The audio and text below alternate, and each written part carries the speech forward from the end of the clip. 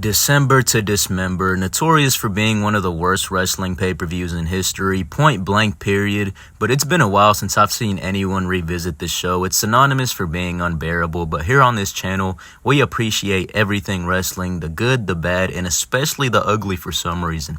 And this pay-per-view, it gets really ugly, but just how bad is it?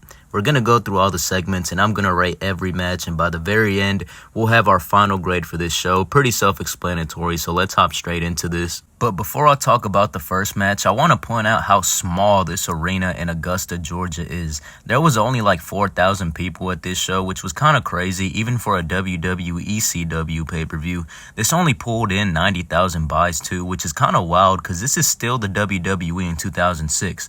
Oh, and the theme song for the event was Bodies by Drowning Pool, so you can imagine I was bopping my head a little while reviewing this show. The first match is a tag team contest between Eminem and the Hardys, and boy did the WWE love this match in 06 and 07. This isn't the first time I remember these two teams squaring off, and it showed as their chemistry is pretty good here, and you couldn't go wrong with this being the opener. I do wish Melina would shut the fuck up with all that screaming at times.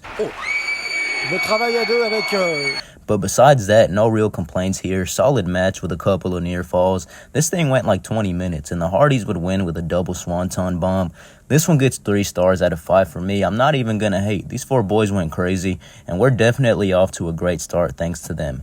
None of these guys were in the original ECW or even on the reboot brand, but this card was so bad that they just had to squeeze in some of the Raw and SmackDown talent. But let's see if this trend of good matches will continue. We then hop into our next contest, which is, oh god, Match Striker taking on Balls Mahoney. And before the match, Striker makes it clear that there will be no eye gouging, no hair pulling, no maneuvers off the top rope, and no foul language. In other words, it's a Striker's rules match. And I love his tights, which have his own face on his ass cheeks. Striker works Balls' arm the whole match, but despite the disadvantage, Balls would still be able to pull off the victory. Very uneventful match, and this could have easily taken place on a weekly show. This one gets 1 star out of 5 for me, just complete filler and absolutely 0 star power. After this, we cut to CM Punk prepping for his match backstage before we cut to another shot. This time it's Sabu, who has been laid out backstage, so now he's not performing in the chamber match, which is a bummer because he was one of the better wrestlers in the match and would have made it very exciting. And apparently the reason he got pulled from the match is because he refused to do a promo that was written for him by Creative, and they pulled him as punishment. Damn, that's a little harsh. Rest in peace, Sabu, though. Immediately after that, we cut to our next match. It's Elijah Burke and Sylvester Terkay. Remember him? They're taking on Little Guido and Tony Mamaluke in the FBI, accompanied by Trinity, who might as well be wearing nothing. And I love how before the entrances even start, you can hear the crowd chanting bullshit at Sabu getting pulled from the match. Nunzio and Elijah Burke would kick this thing off with some pretty solid chain wrestling. Him and Mamaluke would take turns working on Elijah before Sylvester finally gets tagged in, and he lays waste to both men, eventually throwing Guido on the Mamaluke on the outside. Him and Elijah would beat up Guido for a while, with Burke hitting him with the double knees to the face. I always liked that move from him. We would get a hot tag from Mamaluke, but it would amount to nothing in the end, as Elijah Burke would hit him with the skull-crushing finale to win the match, and Terkay would hit Guido with a muscle buster after the bell. This one gets 1.5 stars out of 5 for me. Again, just not a whole lot of star power going on, nothing too crazy in the ring, and this is just another one of those matches that could have taken place on a weekly show, and trust me, that is going to be a trend tonight.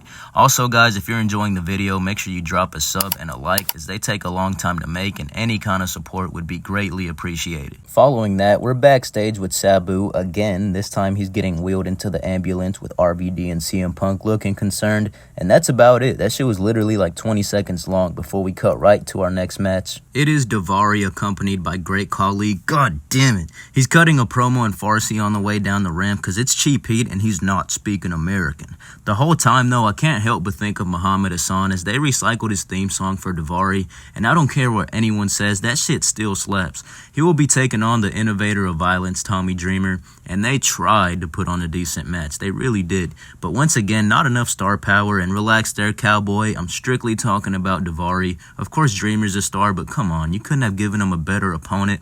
Great Khali would be getting involved early on and ejected from ringside, and Daivari would actually be in control for a while. But his moveset was very boring, mainly consisting of strikes and holds, and I mean a lot of holds. Hell, I think his highlight of the match was missing this very premeditated crossbody. And you know what? I do not remember Daivari winning this match, but he would roll up Dreamer with a handful of tights to put us all out of our misery.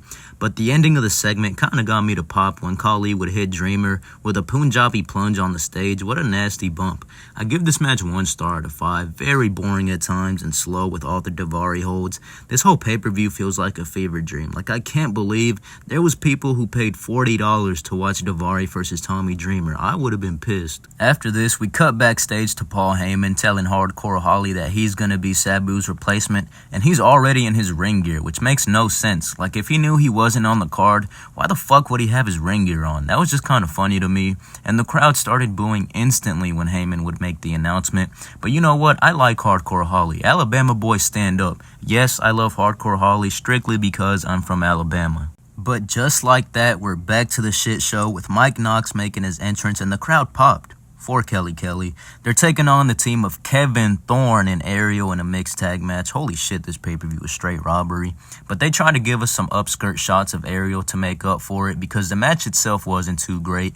I mean, it's Kevin Thorne and Mike Knox for Christ's sake. Just a bunch of lariats, right hands, and big boots. Some hold squeezed in there, but nothing too special. The crowd did pop hard whenever Kelly got tagged in, but she just gets beat up by Ariel. More upskirt shots. Kelly goes to tag in Mike Knox, but he turns wild heel, and leaves her hanging. Maybe she shouldn't have wished CM Punk good luck on the mic before this match. Ariel would take advantage and hit Kelly with this weird choke slam / backward skull crushing finale to win the match, and she'd get the 3 count by sitting on her face. She'd attack her some more after the bell rang. Before we hear the Sandman's music play, why the fuck wasn't he on the card, by the way? As far as I know, he wasn't hurt or anything. He'd come out, beat Kevin Thorne with a kendo stick, drink some beer, and that's about it. I give this match a half star out of 5. You know it's bad when the crowd only popped for Kelly and Ariel's ass shots. This was probably the weakest one yet, in my opinion. Just not a whole lot going on in the ring, and very little star power, if none.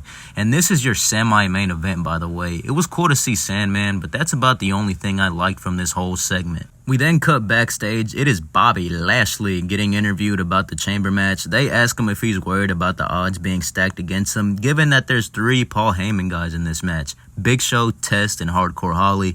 He says no, and that he only has one mission, and that is the ECW World Title, and an obviously written promo. We get a hype package for the first ever Extreme Elimination Chamber, which will basically just have weapons in every single pod, but besides that, it's just your standard chamber match, same rules and everything. Paul Heyman comes out with his bodyguards and cuts a promo saying that Hulkamania will die when Hulk Hogan dies. That didn't age well. But ECW will live on forever when he dies. He also says that the days of Sabu, Sandman, and Rob Van Dam are over, and that the global phenomenon ECW will now be led by the 7-foot-tall Big Show. Yeah, thanks, but no thanks. It's actually a good promo, but I just want to get to the match already. Your participants are as followed. The ECW champion Big Show, who's got a barbed wire bat. CM Punk, who gets a boring-ass steel chair. This is a Test, who's got a crowbar. Okay, that'll work. Bobby Lashley, who's got a table. That's what the fuck I'm talking about. Hardcore Holly's next, followed by Rob Van Dam, and they will start the match naked. Holly's controlling RVD early on. He body slams him on the steel a few times. He then goes to the top rope for a big old nothing, followed by Van Dam hitting a clean-ass Rolling Thunder on the outside. We count down to our third participant. It is CM Punk with a steel chair, which he puts to work right away. RVD then gives him a taste of his own medicine. We then get this beautiful sequence of a Russian leg sweep from Van Dam countered into a leg drop face first into the steel chair. Damn, that was clean. He then gets sent face first into the steel chair again, this time in the corner, and he is busted open bad. Hardcore Holly is in control once again. He's working on both men. Before we get our next entrant, it is Test and his crowbar, which he carves into RVD's already busted face. He then chokes Punk with it. We get our first elimination in the form of CM Punk, who gets hit with a 5-star frog splash, and the crowd is not happy. Hardcore Holly is eliminated next via Test double cross, but they botched the pin like really bad and left everyone confused. Van Dam then tries to scale Big Show's pod to hit a frog splash on Test, but Big Show pulls his foot, allowing for Test to hit him with a steel chair not once but twice, and then yanks him all the way off the pod. Test then starts climbing it, and he hits a nasty elbow drop, driving a steel chair into Van Dam's face, and that is obviously all she wrote for RVD. We then get OG Bobby Johnson, but he's locked in his pod by Heyman's goons. Don't worry though, he breaks those very weak chains with a table to escape his pod. He beats the shit out of Test by throwing him into the glass spear, and Test is finally gone, leaving just Big Show and Lashley, who was just waiting on him to exit his pod. And when he does, he comes out swinging with Barbie but misses everything. Lashley then drives him face first into the pod glass, leaving him busted open. For a second, it looks like Big Show's making a small comeback, but Lashley counters his chokeslam into a DDT, hits him with a spear, and it is over. We have a new ECW World Champion, Bobby Lashley. I give this match 3 stars out of 5. Very solid. I mean, it's kind of hard to fuck up a chamber match. There was some decent spots in this one too. This pay-per-view was supposed to crown CM Punk as ECW champion, but Vince McMahon didn't like that. Probably because he wasn't 6'3" and 280 pounds. But that sucks, man. This show would have been a lot better had CM Punk won this thing, and it probably would have been a lot more memorable too. My final grade for this pay-per-view is a D-, and the only reason it didn't get an F was because of the opener and main event, because the entire middle portion of the pay-per-view was straight garbage, just absolute ass, and I wouldn't wish this pay-per-view on my worst enemy. It felt like torture watching this at times, but the Match of the Night award definitely goes to the main event, which was one of the only few matches actually advertised for the show, which makes it even worse. Augusta, Georgia did not know that they had just paid for Matt Striker versus Balls Mahoney and Tommy Dreamer versus Daivari. What a god-awful pay-per-view. I swear the next one I review for you guys will be a good one. Let me know what you thought of the show in the comments down below, and I swear if I see anyone say they enjoyed it, I am instantly calling you a liar. Please subscribe to the channel and leave a like, as it is the best way to support these videos. I love you guys, and I'll catch y'all on the next episode of Migo Hate Wrestling.